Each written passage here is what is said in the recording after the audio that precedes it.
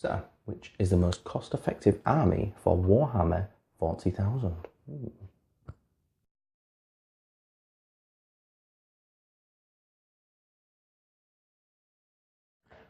So, as I asked in the intro, which army is the most cost-effective in Warhammer 40k? So, kind of two answers here. Now, the first one, sorry, before I start, this is personal opinion. I mean, if you've got a better army that you think is more cost effective than the two that I'm suggesting in a moment, please pop them down below, like or dislike appropriately. Probably one of them, preferably. But anyway, so the first army is this is the second place, by the way.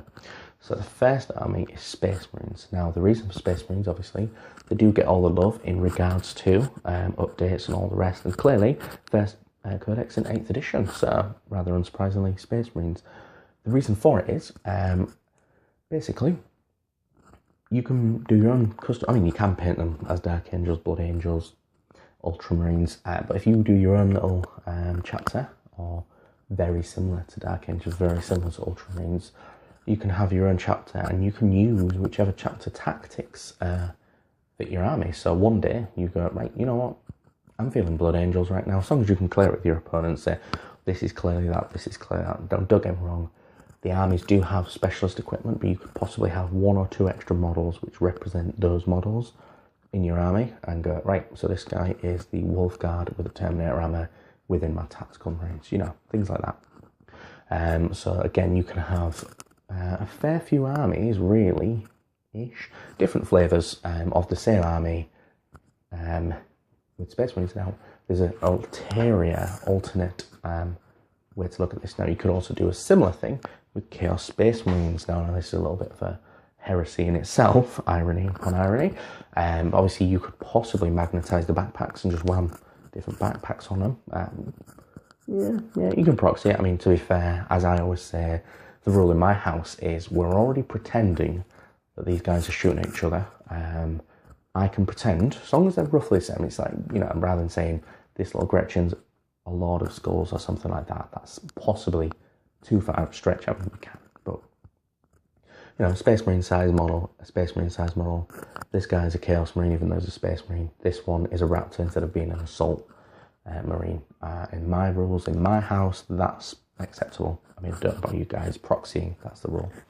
So, quite cost effective in Space Marines, not so bad. I actually think there's possibly one better, I'll share that with you now, and that is Astra Militarum. A little bit, what's the word? Bit of a, good gosh, the word escapes me. Basically, of course I'm going to say that because I play Astra Militarum, but the reason for this, I keep consulting my notes if you wonder where my eyes going.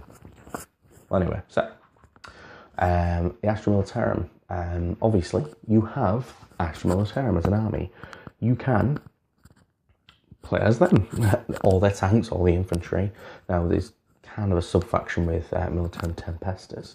Now, you can do that. That's not what I'm referring to, but that's an extra little nugget, which is within the army. The second one would be, multiple uses for the same army. So you could use Astra Militarum. Yep. You can use them as Genestealer Cult. Now, obviously, not to the extent as you can Astra Militarum, but you can have detachments within the Genestealer Cult, and you could possibly use your Guardsmen as Neophyte hybrids, or vice versa, depending on how you've started the army. You can use Chimeras, Sentinels, Leman Russes.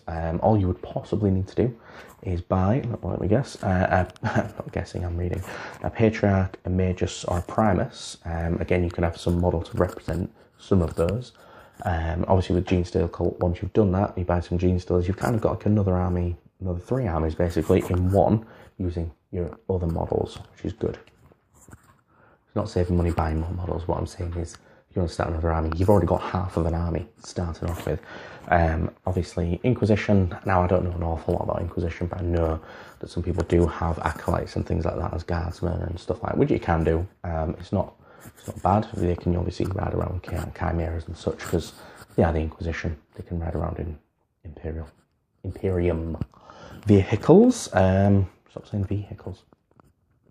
So that's already like 3 armies, and the 4th one is actually a Forge World army, which is Renegades and Heretics. One moment. Excuse me, I just burnt. I didn't have to tell you that because you didn't see it. I've paused it. Shut up, Nicholas. So anyway, where was I? Renegades and Heretics. So it's a Forge World army. Now, this is a cool one because you can use practically all, not all, but practically all the tanks that you use in your Astra Militarum army, but they also have other tanks and other specialist equipment which you can't get in a standard Astra Militarum army. And obviously it's a completely different flavour. You have marks of Covenant, Khorne, Zeech, Slaanesh, and Nurgle. That's the other one. The dead one, the dying one. So you have all those guys, and you know you can use a lot of your other models. Now, an alternate take on this is if you've already got a Chaos Space Marine army and you've got cultists, and you buy, well, I could start a guard-ish army, and I'll just buy a Chimera, Leman Russ, and then they can be their transport, they can get in them, cool. Because their cultists are the same models as the other ones, kind of. And the guardsmen look like human beings like guardsmen. Well, they're meant to be. I'm rambling. So, the moral of the story is if you keep that army, your armies, Astra Militarum, Space Marines, Chaos Space Marines to an extent, and you have them, your own colour scheme, you can use them in many different ways, rather than just limiting yourself to one chapter, one army, you know.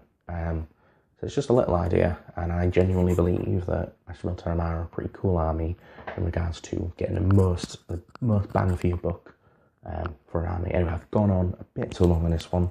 So, Guard for the win. Like or dislike, comment, blah, blah, blah. If you can subscribe, that would be awesome. Try and get up to 100, possibly more. Yeah, I think that's about it. So, thank you very much.